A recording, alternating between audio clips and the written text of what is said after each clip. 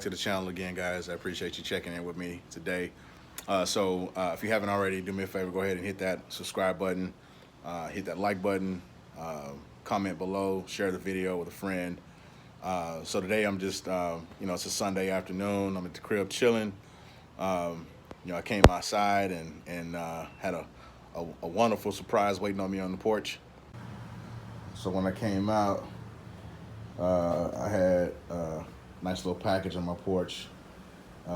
This is some tires that I ordered for my my C-10. So these tires are it's a wider tire for my C-10, because on my C-10, what I found out was that well, not what I found out, but what I realized was that the tires on my C-10 on the rear, because it's a staggered offset wheel fitment, the tires were not wide enough for the rear wheel. So I had some wheel kind of sticking out. So anyways, like I was saying, I had some wheel sticking out on the rear wheel. So if you look at this rear wheel on my C-10, you can kind of see here how right here, see how the lip of the wheel kind of sticks out a little bit past the tire. You can kind of see it that way. And then when you look on the inside, it's even more obvious. If you see that there, let me see if I can zoom in on it. But yeah, you see how that whole lip of the wheel is just kind of sticking out past the tire. So that's like I said, that's because the tire in the rear is too narrow. So this wheel fitment on this truck is I think it's if I'm not mistaken, I think it's a 26 by 9.5 in the front, and then I think it's a 26 by, I think it's 11 in the rear, if I'm not mistaken. And so that rear wheel would have been so much wider. Obviously there's not enough tire to cover the whole wheel. And these tires, these are 275/25s, which are perfect for the front. As you can see, if you look at the front wheel is nice and flush. See the tire? It's nice and flush there. Nothing sticking out past the tire. And then same thing, if you look on the inside, you see that? See the rim is tucked nice and neat inside the tire, because that rim in the front is not as wide. Yeah, so the tires that I ordered, they're a 295/25. So to put that into layman's terms, those tires are basically, I think a 275/25/26 is, I want to say it's 10 inches wide, if I'm not mistaken. I think it's 10 inches wide. And a 295, I might need to confirm that, but the 295/25 is like 11.5, I believe it is, 11.5 inches wide, if I'm not mistaken. So you got like a full 1.5 difference in width. When I put these tires on, I won't have that, the wheel won't be poking out past the tire, right? So it'll be a lot safer too, and it'll give me more traction, because I have much more tire, grabbing the pavement. So yeah, so that's gonna be one of my next projects, is working on that. Yeah. So, and then this wheel here is a pain in the you know what, because it's got a slow leak that I need to have taken care of. I think I need to have this wheel resealed, because it loses air. Probably it takes about a week for it to go completely down. And there's no puncture holes in the tire, and there's no nails or screws or anything in the tire. And it's not coming from the sidewall, so I'm pretty sure it's coming from the seal. So I need to have that wheel resealed so that I won't have issues with that. And And like I said, once I put those other tires on these rear wheels, then this kind of look here will be a lot, it'll look a lot different. It'll look a lot different. So I need to take this thing out. I need to go take it and get it cleaned, man. This right here, I hate this, man. I'm gonna have to have this redone. This column shifter here is starting to rust. It's ugly. I don't like that. I may have it taken off and have it powder coated or something. Maybe have it powder coated black or something, or I might have it re-chromed. I don't know.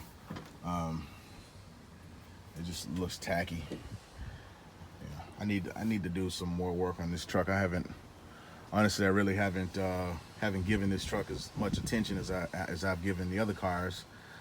You know, but its time is coming.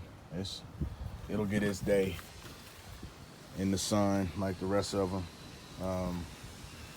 I've been parking this truck outside, which is something I really would never do under normal circumstances, but I got a bunch of crap in this garage that I've been working on. You have to excuse the mess in the garage, but I got all this crap in this garage I've been working on, and so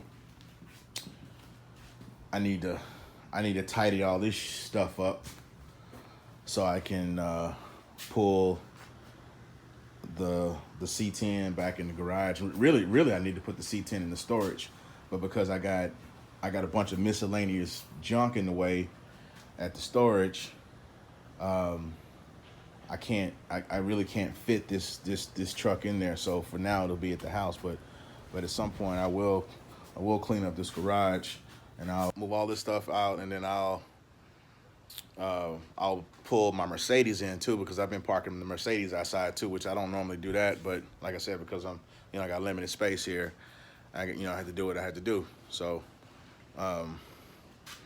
but yeah, that's the game plan, man. Yeah, like I was saying though, the Benz has been parked out in the front for probably some months now. Like I said, I don't normally park this car outside. This was a garage kept car. I mean, like almost every day of its life has been kept in the garage, but like in the last couple months, because I've been working on projects in the garage, I've had it out in the driveway. And the bad thing about leaving it out here, man, you see, with this is a what they call a satin vinyl wrap. And the bad thing about it, because it's white, anytime like leaves or sticks or anything gets on the car, it'll and let's say it rains or something, it leaves like a stain on the car, man, which is annoying as hell. I mean, I'm usually able to get the stains out, because what I use is those Mr. Clean Magic Erasers, and the Mr. Clean Magic Erasers, and then I use that what do you call it? This Purple Power. Yeah, so this is what I use right here. I use this Purple Power, which is some good stuff. You get that at Walmart, most auto parts stores. Then I use this Mr. Clean Magic Eraser. And this is what they look like right here. And I'm sure you've probably seen them before. This is like little sponges, really. But they work really, really well on this Mercedes when I'm trying to get these stains out. So, like, for instance, you can see there's a couple stains there. There's a stain there. There's a stain there. All those stains come from stuff falling from the trees, and then they land on the car. And then, like, let's say, for instance, if it rains or something, then whatever that is that's on the car, it leaves it once it gets wet, it leaves a stain behind. Like, for instance, here's a leaf right here. So I move that leaf. There's like a little bit of stain there. I'll be honest, man. I'm really at the point to where I don't want to say I'm tired of this car, but I'm almost at the point to where I think I'm finally ready to move on and let this car go. I don't know. I think a lot of times what happens is, you know, you'll get to that point with a car where you think you've kind of reached that point to where you've done everything you can do with it, and you just kind of get bored with it, and you don't really, you know, you don't kind of lose the love for the car, and then, you know, you walk out one day and look and just catch a glimpse of it, and then like you just, you know, something about the car makes you fall in love with it again, or you take it out for a spin, or you wash it, clean it up, you know, do some tune-up maintenance stuff on the car, and then, you know, you get behind the wheel and you drive it, and then you realize like, damn, man, I still like this car, you know what I mean? Like, I ain't ready to get rid of it yet, you know what I mean? And I think that's what's been happening to me. Like, I hit the moments where, you know, I just, one day I, you know, get that itch where like, I'm thinking like, man, I'm tired of this damn car. I'm ready to get rid of it. And then, like I say, you know, a couple weeks pass by, hop in the car and drive around the block, you know what I'm saying? And get to thinking like, man, I think I'm gonna hold on to it a little bit longer. Yeah, I'm sure if you're a car guy, you know exactly what I'm talking about. I mean, I really like the car, man. I've had a lot of fun with the car. I've enjoyed it. The car, I mean, even though it's, you know, it's an older model, the car still looks good, and it, you know, it still turns heads. You know, every time I stop at a light or pass through somewhere, a neighborhood or what have you, you know, I always get, you know, thumbs ups and all that good stuff. But you know, I've had it now for 7 years, and like I said, I've had my fun with it. I'm just at a point now where I'm just ready to maybe part ways with it. I don't know. Maybe if somebody comes along with an offer that I can't refuse. The thing I've been dealing with on this car here is, you know, there's something about that driver's side front wheel that I catch hell with, because this car here also has a slow leak on the driver's side front wheel, this damn stick. Yeah, it has a slow leak on the driver's side front wheel, and you know, this is a three-piece wheel, but I think I know what the issue is on this one. I think I hit something in the road, and I think it might have cracked the inner barrel, and the crack is big enough to where now it's starting to lose air. So, and because I don't drive the car that much, you know, it's not really like that big of a deal to me to get it fixed like right away. So I just keep procrastinating and putting it off. And then usually what happens is when I want to drive it, I just put some air in the tire, and you know, the leak is not fast enough to where, you know, this leak is slow enough to where I can put air in it and then not have to worry about the air or the tire deflating for at least a couple days. So then I park it again, and the car sits for however long, months, weeks, or what have you, and then I end up realizing like, damn, I need to go take that down. Need to go take that rim and have it repaired. But I guess that's part of the challenge with having like multiple cars. You know, there's always something that's going on with one of them, and it's something that always costs money to get fixed, and time too in some cases. So it's just a matter of finding the time and finding the motivation to go get it done. You know, and if it's not your daily driver, if you don't depend on it every day, there's not a whole lot of motivation to go and get it done. So I don't know if anybody needs it, but I gotta move this out the way. I got a headliner that came out of my Monte Carlo. Let's see. So this is it's not a true suede. It's like what I would call a faux suede material. But it's a headliner that came out of my '87 SS Monte Carlo. That's the one I call it Project T-Top, and it we did a T-top conversion in it, And so this was the headliner that was in it before we cut the roof and put the T-top in it. As you can see right here, it's got the Chevrolet symbol embossed in it. So I mean, it's actually in really good shape. It's just a little dusty. It just needs to be cleaned up a little bit, but it's in pretty good shape, man. So I don't know if anybody would be interested, but if you are interested, you know, I might be willing to cut you a decent deal on it. So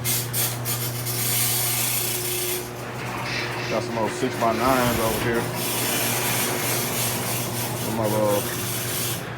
My tools, my little kind of workstation, if you will. There's a factory wheel that came off my Monte Carlo. That's one of the factory wheels. That's actually the spare that I use. I use a full-size spare in that car. Here's some of those Mr. Clean Magic erasers that I've used. That's what they look like once you use them. I mean, you can still use those. They're still good, but I usually start off with a clean one, just so it won't stain the car when I try to use it. But there's a radiator. That radiator came off my Monte Carlo. That's actually a really good radiator. There's nothing wrong with it. It's just when we pulled out the motor of the Monte Carlo, that was left in the car. But I plan on doing like an aluminum radiator for an LS swap, because I'm doing an LS swap in my Project T-top. And so that radiator, I don't need it anymore, so I'll probably sell it. I don't know, I'll probably let it go for maybe $40. I don't know, who knows. My little BB gun, I use that to pick off the squirrels, man. I'm pretty lethal with that thing, man. From about 50 to 75 feet away, I'm pretty lethal. There's a set of wheels over there that I've been trying to sell. I damn near can't even give them away, man. I mean, they're not the hottest set of wheels, but they're a good looking set of wheels that came off my Monte Carlo, and they look really good on the Monte Carlo. You know, it's gonna take somebody who needs that color scheme on their car, that black with the red stripe. But I'm only asking like $600 for the wheels. It's 22s with 255 22-inch tires on them. Nittos too, Nitto NT555s, which are expensive as hell. Those are a little bit kind of past the point of usefulness. I mean, but you still can use them. You know, you can still put them in your car and run with them. But you definitely would want to replace them probably in the next 3 to 6 months, I would say. That's probably about as much as you're gonna get out of them, depending on how much you drive. But $600, man, for a set of 22s. I mean, not a bad deal, I think. Probably gonna jump off here in a minute. That's all I really wanted to talk about. I guess what I'm gonna do is I'm gonna try to go catch some football. See who's playing. I'm a Cowboys fan, by the way. I'm sure that probably gonna piss a few of you off, but I'm sorry. I'm just keeping it real. I was born and raised in Dallas, so I've always been a Cowboys fan. That's always gonna be my team. I think we play today. I can't remember what time we play. I think we got the 12 o'clock or the 3 o'clock game. I gotta check and see. I'm in Houston, so if the Texans are playing at the same time that the Cowboys are playing, they won't show the game here in Houston. So I may not even be able to get to see the game if the Texans are playing at the same time. But anyways, I'm gonna go check and see. Hopefully I can get the game. If not, I'll be watching somebody else's team play. But if you guys haven't already, do me a favor. Hit that like button, hit the subscribe button, share the video, comment, and I'll see you guys next time, okay? Thanks.